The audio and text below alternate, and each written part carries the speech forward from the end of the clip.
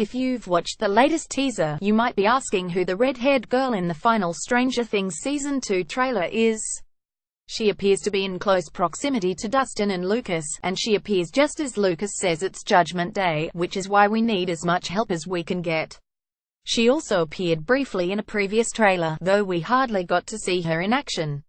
Well, for those who don't already know, Stranger Things' newest character is called Max and is played by Sadie Sink. NNW describes her as a Hawkins newcomer who becomes friends with the gang, and that friendship is truly on display in this final trailer. From the new footage, it seems more than likely that Max is going to provide additional support while the gang are battling whatever creepy otherworldly creature they need to save their town from this time round. But, that said, there is evidence against this. For one thing, there's the Stranger Things Season 2 poster, which shows what look like Mike, Dustin, Lucas and Will from the back gazing up at a stormy sky. If Max is so important to their mission, why isn't she shown here? But, then again, since 11 also appears to be absent from the poster, perhaps this is because the two female characters end up separating from the main group to tackle a different mission. As if you needed any more reasons to be excited about Max.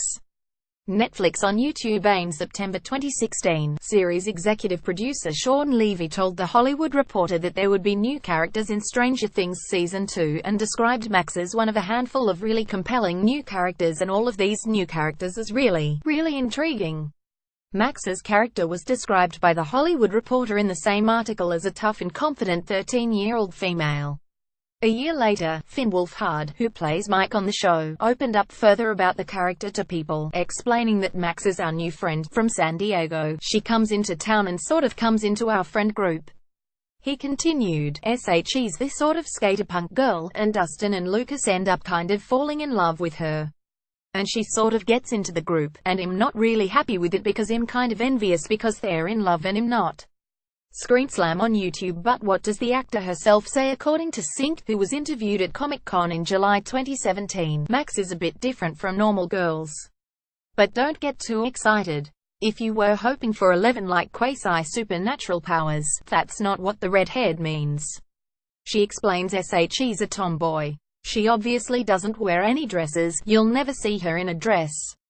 Although she doesn't appear until relatively far into the trailer, it seems likely that she's going to be an addition from the very first episode of the new season. How else to explain the name of the Stranger Things premiere episode, Mad Max? While the episode name could just be wordplay, maybe it's possible that Max is either eccentric or willing to push boundaries. Given the clear reference to the dystopian thriller from 1979, it could mean that she's reminiscent of one of the characters in the movie. Netflix. But the movie had relatively few named female characters. There was Mae Swayze, an old lady who owned a farm. Then there was Mel Gibson's character's wife Jessie Rockatansky, who was a compelling mix of toughness and vulnerability. She manages to escape from Toe Cutter's gang when she and her son run into them, but she also gets badly hurt to the point of having to go to the hospital later, and it's her injury that pushes her husband over the edge. So maybe Max, or Max getting hurt, will be a catalyst for stranger things happening. Ultimately, only the first episode will really tell us even more about Max. But the above gives us some great starting hints. She's a tomboy, an out-of-toner, and hopefully an extra pair of hands in the fight against the dark forces of the Upside Down.